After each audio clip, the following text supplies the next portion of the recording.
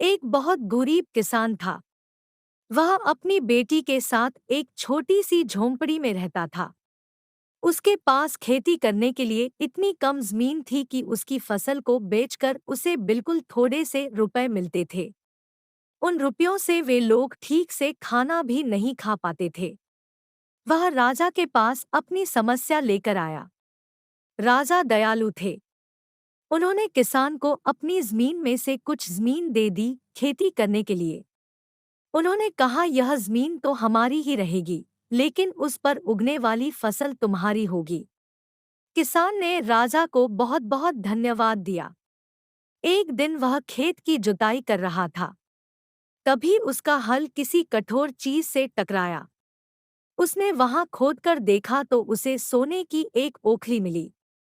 किसान ईमानदार था। उसने अपनी बेटी से कहा, हमें यह ओखली राजा के खेत से मिली है। जिसकी जमीन है उसी की यह ओखली भी है। इसीलिए हमको राजा को लौटा देना चाहिए। किसान को बेटी बोली, नहीं पिताजी, आप ऐसा मत कीजिए। आपको सिर्फ ओखली मिली है। यदि राजा ने आपसे इसकी सोने की मूसल भी मांगी तो आप क्या करेंगे? आप इस ओखली को अपने ही पास रखिए। लेकिन किसान को यह बात ठीक नहीं लगी। वह बोला, जो चीज हमें मिली ही नहीं, वह मांगने का राजा को कोई अधिकार नहीं है। वह राजा के पास ओखली लेकर पहुंचा। लेकिन दरबार में ठीक वैसा ही हुआ जैसा कि किसान की बेटी ने सोचा था। राजा ने सोचा कि किसान ने लालचवश मूसल अपने पास रख ली है। किसान बेचारा सोने की मूसल कहाँ से लाकर देता। नतीजा यह हुआ कि किसान को जेल में डाल दिया गया। जेल में न उसे ढंग से खाना मिलता था, न तो पानी।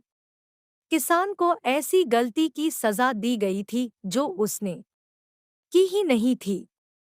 वह खाए पिए बिना निढाल हो गया। लेटे लेटे वह रोता रहता था और कहता था, बेटी की बात मानी होती।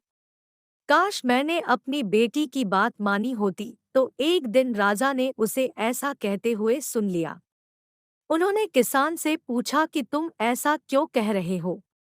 तब किसान ने राजा को पूरी बात बताई। राजा को अपनी गलती का एहसास हुआ।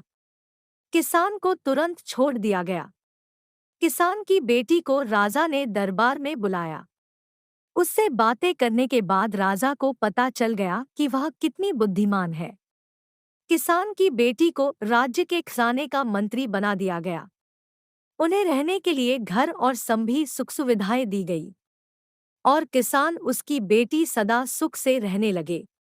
किसान को थोड़ा कष्ट जरूर झेलना पड़ा, लेकिन अंत में जीत सच्चाई की हुई।